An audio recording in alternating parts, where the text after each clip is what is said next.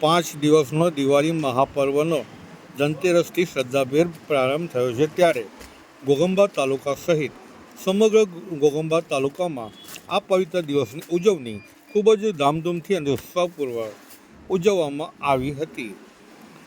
દિવાળીની સાથે સાથે ખરીદી પણ કરવામાં આવી રહી હતી. સવારથી બજારોમાં તહેવારની ખરીદી માટે લોકોની ખૂબ મોટી સંખ્યામાં ભીડ ઉમટી પડતા અનેક રોનક જોવા મળી હતી.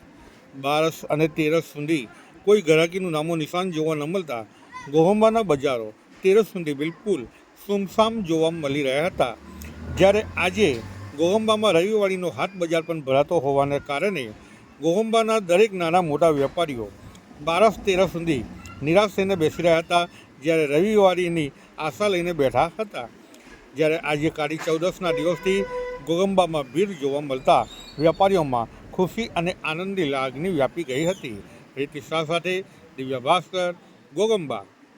ઘોઘંબામાં કાપડ બજાર, ફટાકડા બજાર, તે ઉપરાંત તમે જોઈ શકો છો કરિયાણાની દુકાનોએ, કાપડની દુકાને, સોનીઓની દુકાને, નોટબુકની દુકાને, દરેક જગ્યાએ ખૂબ મોટી સંખ્યામાં લોકો ખરીદી કરવા માટે ભેગા થયા હતા.